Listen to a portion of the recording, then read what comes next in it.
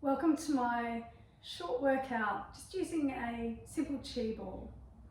So we're going to start off with just extending your right arm out straight, or if you have shoulder problems, you can do this with bent arms and that just won't put as much pressure on your shoulder.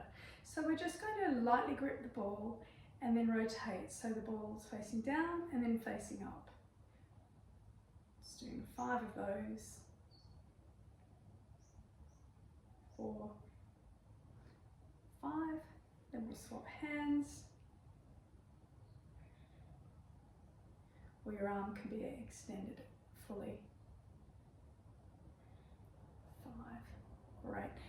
Then going back to the right arm, we're going to extend the arm out and then pull it back for 10. Just with a gentle grip of the ball.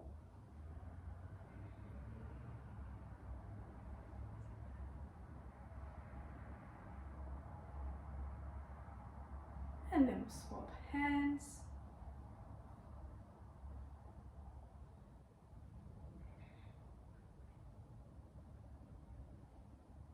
Bringing the arm back as far as you can. Imagining you're touching your elbow on the wall behind you. Then we're going to pass the ball from one hand to the other.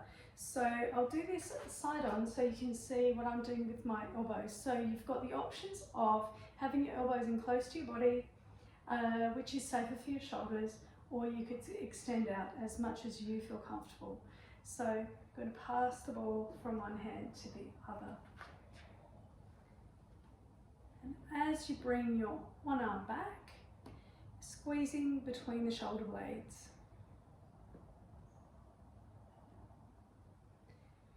So doing this nice and slowly is a good strength exercise.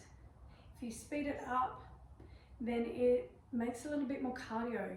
Find that your heart rate goes up a bit more. So if we speed that up, if you wanted to, you could also do any of these exercises sitting down.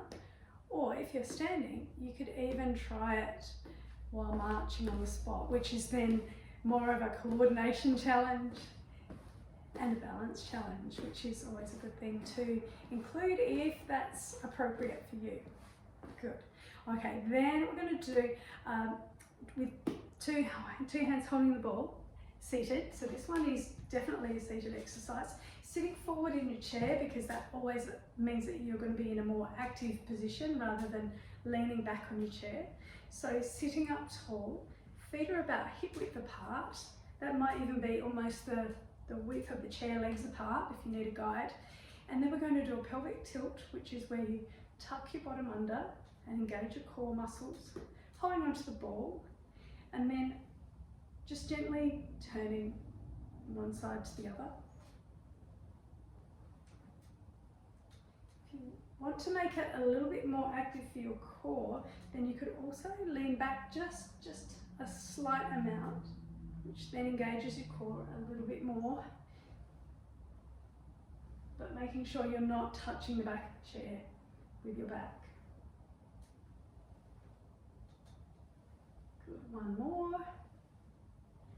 Okay, and then we're going to do what I call an over and back, which is or a figure 8. So we're going to take the ball between your knees, pass the ball through to the other hand, and weaving through the opposite way. So you can either do this with your feet always on the floor, which means it's going to involve you bending forwards a little bit more. If you want to make it more using your legs, then we're going to lift one foot as you weave the ball underneath. So whatever pace feels doable for you. It's using your core muscles, legs, coordination, of course your arms. Okay, and then just pausing. Then I want you to try it the other way around, so the opposite way. So we were feeding the ball through the middle of the legs. Now I want you to go from the outside and then bringing the ball into the middle underneath in that way. So that's the opposite. And again, you could do that lifting the legs if you want to. And again, the faster you do it, the more cardio it will be, the more it will be elevating your heart rate and using your lungs more. 2, 1, and rest. Okay, then we're going to do our glute squeezes, which is placing the ball between your knees. Feet are a little bit close together this time. I know you can't see them, but they're not touching, but yeah, about the width of 1 foot in between your feet. So sitting up tall, again, you're sitting forward in your chair, and we'll do our pelvic tilt, so bottom's tucked under, and then engaging your core muscles. And now I want you to squeeze your bottom and push your knees together, so you're squishing the chi ball, and squeeze and hold. And while you're holding, I want you to now push your feet down through the floor. So now you can feel the undersides of your thighs are working, tops of your thighs are working, down the sides, and also your buttocks. Holding that position, just chin up slightly. Keep breathing. 4, 3, 2, 1, and relax. Good. So let's do 5 glute squeezes before we do one more hold. We're almost done.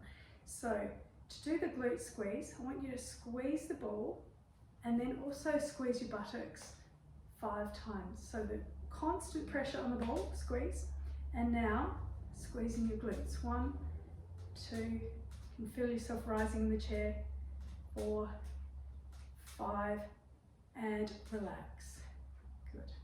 So for our last hold, here we go. We're going to squeeze the ball, engage your glutes, engage in core muscles, pelvic tilt, holding that position, pushing your feet down through the floor, holding, feeling the undersides of your thighs, tops of your thighs, sides, bottom is squeezed, chin is up slightly, keep breathing.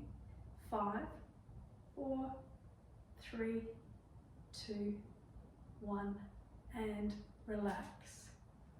So that's the end of the workout. You can always repeat this, do it through again if you wish, and this is going to help with both balance and with strength, and you may get a little bit of cardio in there too.